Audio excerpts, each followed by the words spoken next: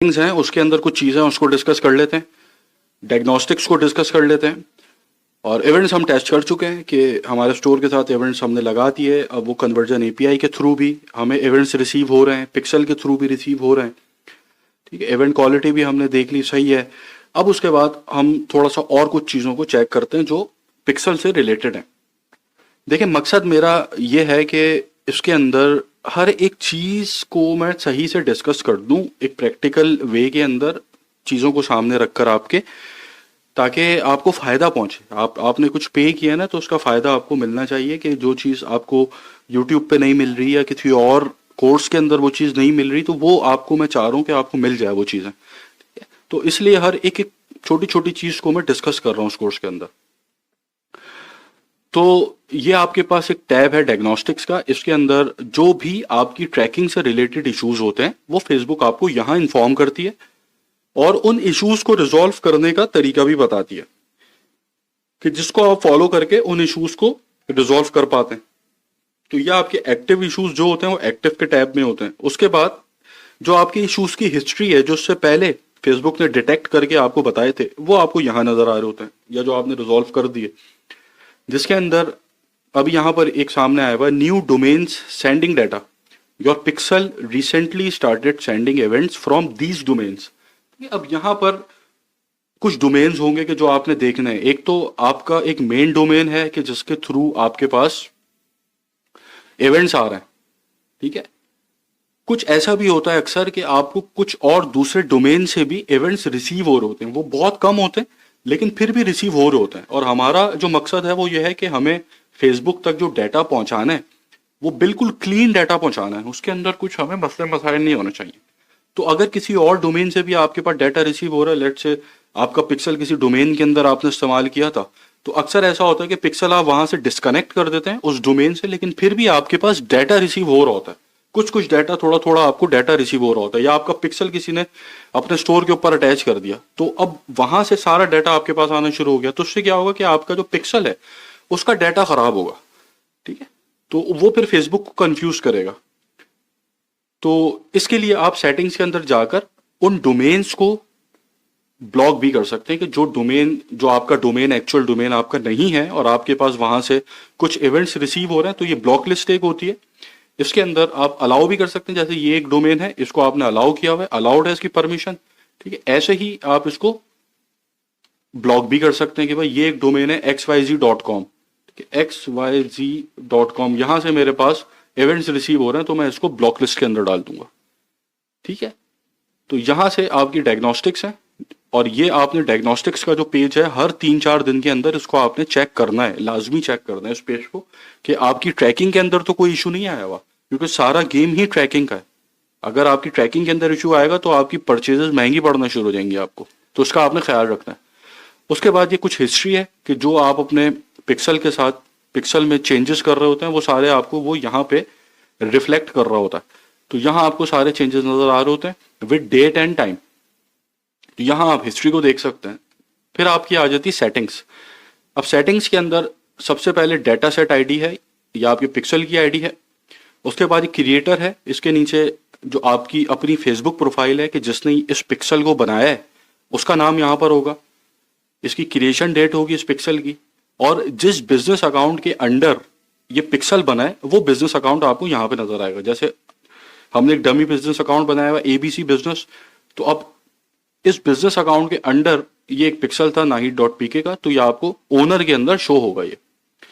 फिर ये लिंकिंग का ऑप्शन है, यहां पर आप अपनी मोबाइल ऐप को पिक्सल के साथ कनेक्ट कर सकते हैं, ताकि आपके पास ऐप इवेंट्स और जो आपके वेब इवेंट्स हैं वो आप बिल्कुल एक कंबाइंड फॉर्म के अंदर देख सकें। तो इसको अभी मैं डिस्कस नहीं करूंगा, ये हम ऐप इवेंट्स जब डिस्कस करेंगे कि ऐप इवेंट्स की ट्रैकिंग कैसे करनी है, उस सेशन के अंदर फिर मैं इसको लिंकिंग को कवर करूंगा। फिर शेयरिंग है, यहाँ पर आप किसी बिजनेस के साथ अपने पिक्सल को शेयर कर सकते हैं, या किसी एड अकाउंट के साथ अपने पिक्सल को शेयर कर सकते हैं। तो ये भी हम जो अगला सेशन होगा उसके अंदर डिस्कस करेंगे, जब हम बिजनेस मैनेजर की सेटिंग्स को डिस्कस करेंगे, एक एक सेटिंग को देखेंगे। तो उसके अंदर मैं फिर बताऊंगा अगर आप एक एजेंसी हैं तो आपने कौन सी चीज़ें लेनी है क्लाइंट से कि आप उसके लिए एड्स चला सकें या उसके पेज को मैनेज कर सकें, या अगर आप कोई फ्रीलांसर हायर कर रहे हैं या आप कोई एजेंसी हायर कर रहे हैं तो कौन सी डिटेल्स आपको उसके साथ शेयर करनी है, कैसे शेयर करनी है, वो सारी चीजें उस सेशन के अंदर मैं कवर करूंगा।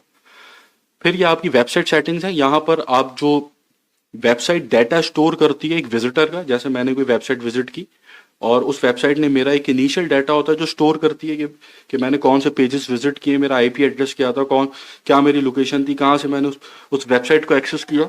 तो वो सारा डाटा भी फेसबुक तक आपने भेजना है, तो आप यहाँ पे इसको ऑन रखेंगे, वरना आप इसको ऑफ भी कर सकते हैं। तो सारा गेम डाटा का है। जितना ज्यादा एक्यूरेट और क्लीन डाटा आप फेसबुक तक पहुंचाएंगे उतना ही एड्स आपके अच्छा परफॉर्म करेंगे।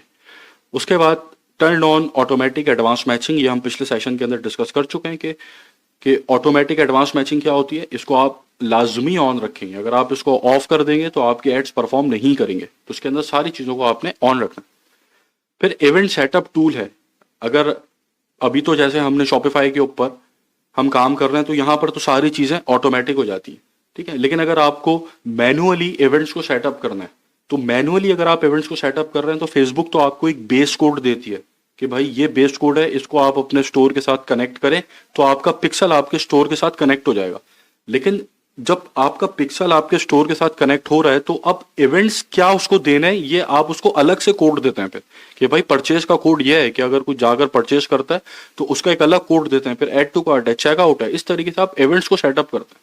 तो उसके लिए ये इवेंट सेटअप टूल होता है कि जिसकी मदद से आप, अगर आपको मैनुअली इवेंट्स को सेटअप करना है तो आप मैनुअली भी इवेंट्स को सेटअप कर सकते हैं जाके। इसको हम डिस्कस करेंगे जब हम एक सेल्स फनल बनाएंगे वर्डप्रेस के ऊपर, तो वहां पर कौन से इवेंट्स को हमने लगाना है कि जिससे हम उस फनल की ऑप्टिमाइजेशन कर सकें, वहां फिर मैं इन चीजों को डिस्कस करूंगा, ठीक है। अब जैसे कि ये आपके पास इवेंट सेटअप टूल खुल गया, यहाँ पर आप बटन्स को ट्रैक कर सकते हैं, यूआरएल को ट्रैक कर सकते हैं।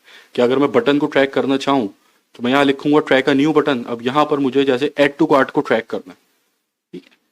तो ऐड टू कार्ट के ऊपर क्लिक करके यहाँ पर मैं ऐड टू कार्ट, और इसको मैं वैल्यू भी दे सकता हूँ और वैल्यू नहीं भी दे सकता। वैल्यू दूंगा तो मैं इसी पेज के ऊपर मुझे इसको वैल्यू देनी पड़ेगी और यहाँ मैं अपनी करेंसी सेलेक्ट कर लूंगा, ठीक है। अगर मैं इसको वैल्यू नहीं देता तो मैं इसको डायरेक्ट ऐसे ही कंफर्म कर दूंगा। तो ये ऐड टू कार्ट का इवेंट यहाँ पर सेटअप हो जाएगा मैनुअल तरीके से।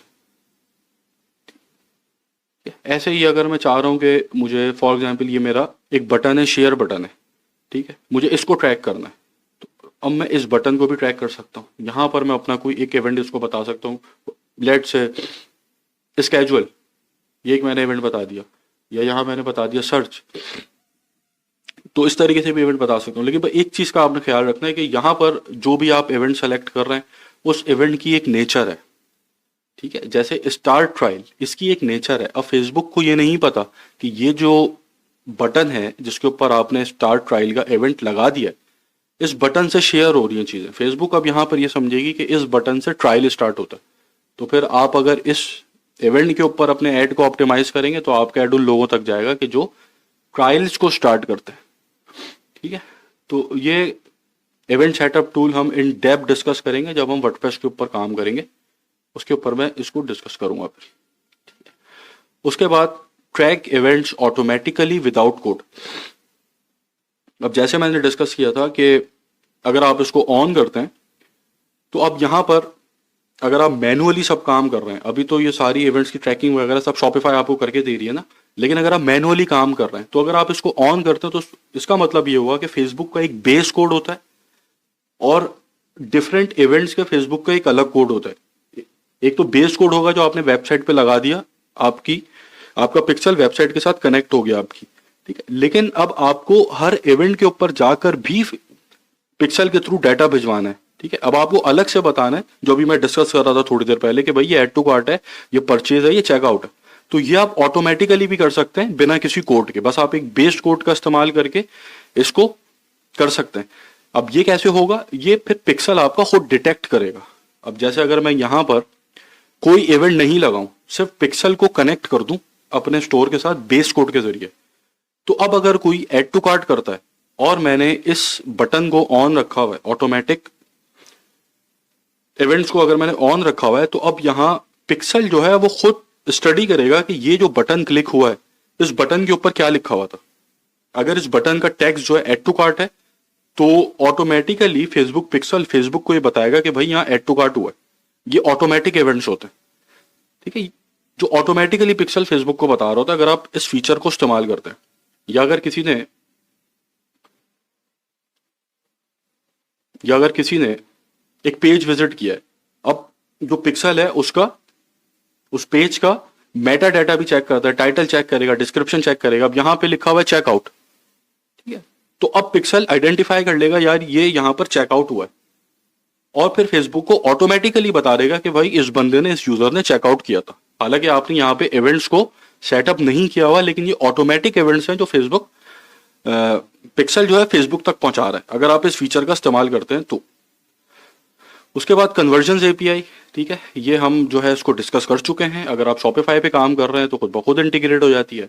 आप इसको डायरेक्ट इंटीग्रेशन के थ्रू भी इस्तेमाल कर सकते हैं, जो हम वर्डप्रेस के ऊपर करेंगे एक्सेस टोकन को जनरेट करके, ठीक है। आप यहाँ पर पार्टनर इंटीग्रेशन का भी इस्तेमाल करके वर्डप्रेस के साथ, विक्स के साथ इसको इस्तेमाल कर सकते हैं। तो अभी हमने शॉपिफाई के साथ इस्तेमाल करना सीखा है, आगे मैं आपको भी वर्डप्रेस के साथ भी बताऊंगा। तो ये हमारा यहाँ पे कुछ एपीआई, कन्वर्जन एपीआई की डिटेल्स बता रहे कि हाँ भाई ये कनेक्टेड है।